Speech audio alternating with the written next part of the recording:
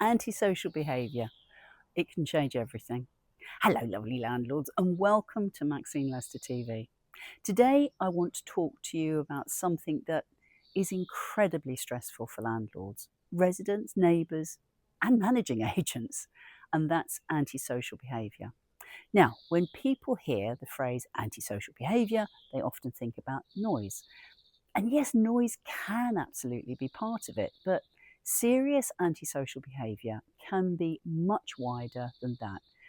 It can involve intimidation, threats, drug use, criminal visitors, damage, harassment, aggressive behaviour, constant disturbance, or behaviour that makes other people feel unsafe in their own homes. And when this happens in a rental property, it's not just about a difficult tenancy. It can become a property risk, a neighbour risk, and it become an enforcement risk, which is the last thing you want. And in some cases, it can bring the police around, or the council and the courts directly to your door. And that's why landlords need to understand what can be done, what cannot be done, and why dealing with the problem properly from the start really, really matters. Because when antisocial behaviour is handled badly, it can make an already difficult situation so much worse. We've seen it. We understand how stressful these situations can be, and if you're a landlord, you may feel frightened about what is happening at your property. We've spoken to people who are really worried about the neighbours, worried about the damage to the property, worried are they going to get their rent in, worried about whether the insurance will cover the problem that they're having. And very often, you may not even be nearby. You might be hearing things secondhand because a neighbour phones you, or the block manager sends an email if you've got apartments, or worst case, the police have attended. So if that's the case, then possibly the council will now get involved. And suddenly, what started off as a bit of a noise has become something far more serious. We've actually just seen how upsetting this can be, particularly in blocks of flats, because in blocks of flats, one person's behaviour can affect everyone. And literally, we've seen this in Huntingdon, where people gave notice in droves in blocks of flats purely because of one person who appeared to be going through a serious mental health episode. And that's heartbreaking at every level. It's obviously distressing for the neighbours. It was truly stressful for the landlord. And it's also a reminder that sometimes these situations are always not simple. Sometimes it's not just bad behaviour. Sometimes there are mental health issues, and that's why you need a calm, structured approach. Not panic, and definitely not taking matters into your own hands. Historically, the first mistake that we've seen is a landlord who ignores it, and it's one of the biggest mistakes an owner can make.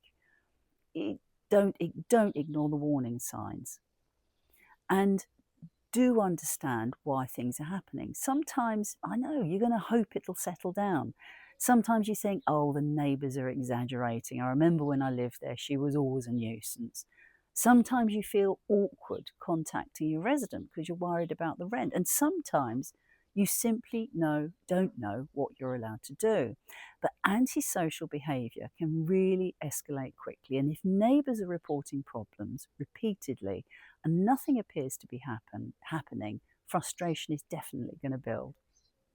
If the police are called several times, the property starts to become known for the wrong reasons. It's going to be difficult to remarket. If the council starts receiving evidence, the situation may move from a tenancy issue to an enforcement issue. And once that happens, the landlord may lose control of the place. And that's why at Maxine Lester, when something like this is reported, we don't jump to conclusions, but we do take it seriously. And the first thing is basically to gather facts. What exactly has been reported? When did it happen? Who reported it? Is there evidence of that report? Have the police been called? Has the council been contacted? Are there diary notes, photos, videos, incident numbers, witness statements? And what does it actually say on the tenancy agreement? Because not every complaint is antisocial behaviour. Sometimes neighbours simply don't get on.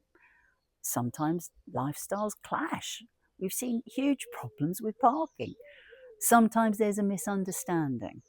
But repeated, serious, well-evidenced complaints cannot be ignored. And evidence matters. And if there's one thing that you should take away from this video, is that evidence changes absolutely everything. A neighbour saying, "It's been awful for months," as I said, may be completely true, but where are the facts? And really, if it does end up with a council or police, insurer or a court, vague statements are really not going to hit the mark. You need a timeline. You need dates, times, what happened, who saw it, whether the police were called, whether there was an incident number, whether the council has been notified. Are there photographs? Are there videos? Are there diary logs? What was actually said to your tenant? What warnings or chats were talked about? What was the evidence of that? What action was taken?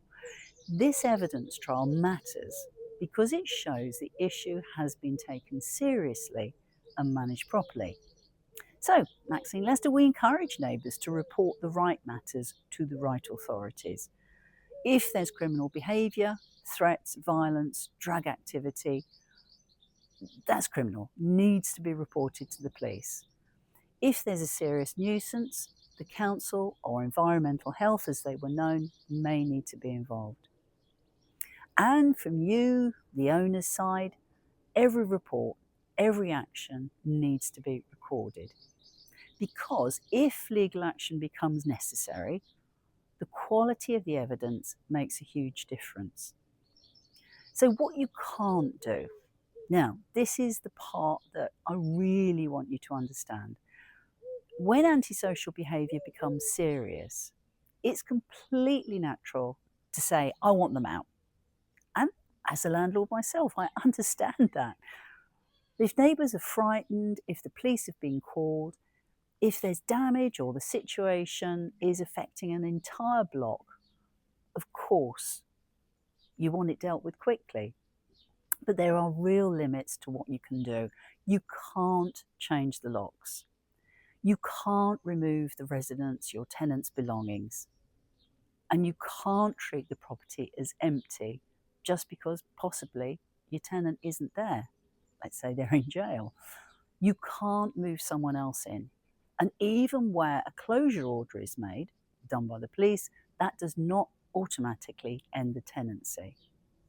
And that's the part that landlords really don't realise. A closure order is a very serious court order. It will stop your resident accessing the property.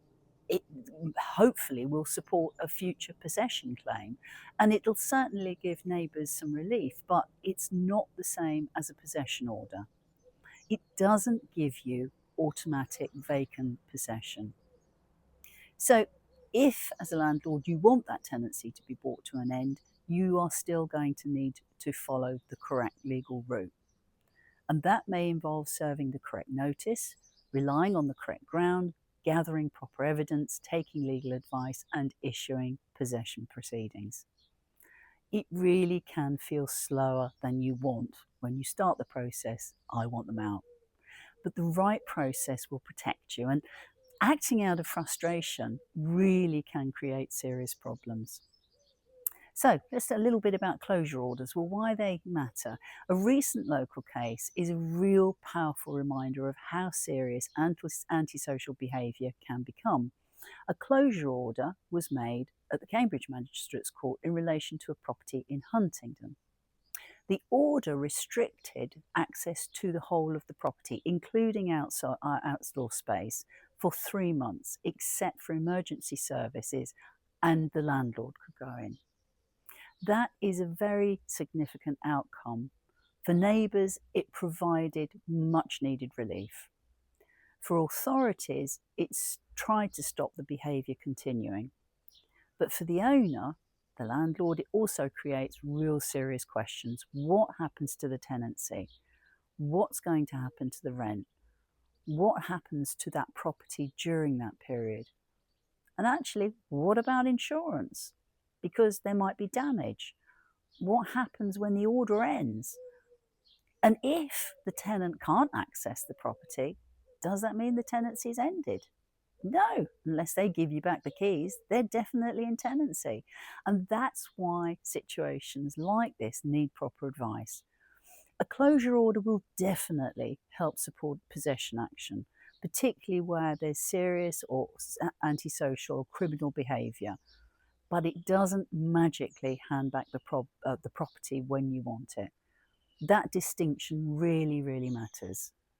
Now, rent guarantee insurance. Another question landlords often ask us is, will my rent guarantee insurance cover this?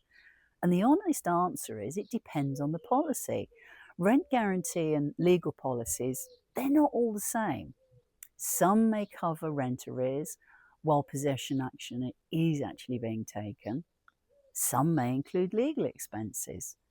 Some have exclusions around criminal behaviour, illegal use, nuisance, closure orders, or action taken by the authorities. So please don't assume that you've got the right cover. You need to check the policy wording. You need to know whether antisocial behaviour cases are covered and whether your rent is covered during that time. You need to know whether legal costs for possession proceedings are covered, because that's when it gets expensive. You need to know whether there are exclusions. You need to know whether your tenant was referenced in the way the policy required, because that's the first thing they're going to ask. And you need to know whether the tenancy was set up correctly. Have you sent the information leaflet out, for example? And very importantly, you need to know whether the insurer needs to be notified before action is taken, because some policies do require the landlord to follow a specific legal process and timeline. So if you act first and ask your insurer later, you'll put your cover at risk. So if serious antisocial behaviour is happening, or if a closure order is possible, speak to your insurer or broker quickly and get their position in writing. Don't guess, don't assume. And don't rely on the words rent guarantee without checking the detail. So, to wrap up in some respects, we don't treat antisocial behaviour just as an awkward conversation with a tenant. We treat it as a risk that needs to be managed properly. And that means looking at the whole picture. I mentioned this before, but I think it's really important to go over because it's the list we follow. What has happened? What evidence is actually available? Have the neighbours reported the matters properly? Or are they just having a go because they don't like the person? Has the resident been contacted? Was there any warnings issued? Are the police involved? Is the council involved? Is there a safeguarding issue? Is the property compliant? Is there rent guarantee or legal expenses cover? Has the insurer been notified? And what outcome do you as the landlord actually want? So what actually is the safest, most effective route? Because sometimes the next step may be a warning letter, a chat. Sometimes it may be encouraging people to give you proper reporting. Sometimes it may need involving the council. Sometimes it's going to need taking legal advice. And sometimes, but very few occasions, it may need possession action. But the important thing is that the action has to be structured, recorded and lawful. No letting agent in the world can promise that a landlord will never have a difficult tenant. That wouldn't be honest, particularly with mental health issues. No one sees it coming. But good management means there's a process when things go wrong. And it's really the process that matters. Because when emotions are high, people can make quick decisions that create bigger problems later. So what's our role? Well, it's to help you, the landlord, stay calm Understand the options, protect your position, and deal with the issue properly. So, this is the final message. If you are an owner and you're worried about antisocial behaviour at your rental property, don't ignore it. And please don't try to handle serious behaviour casually. Get facts, keep a proper record, encourage neighbours to report incidents correctly, communicate with them professionally, check your compliance position, check your insurance, take advice early, and involve the correct authorities where needed. Antisocial behaviour is not just a tenancy problem, it can become a property risk. Obviously, it affects the community as a whole, and really it is a financial risk, and you don't want to go down the enforcement side of things. But if it's dealt with early and properly, you are in so much more of a stronger position. So just be aware, we help owners manage the risks that come with renting property, including difficult resident situations. So if you're worried that something is starting to escalate, why not speak to our team before it gets worse? It's far better to deal with the problem early than discover later that your property has become the subject of enforcement action or a closure order. And if you want more practical advice to help you protect your rental property, just subscribe to Maxine Lester TV for more insights. We look forward to seeing you.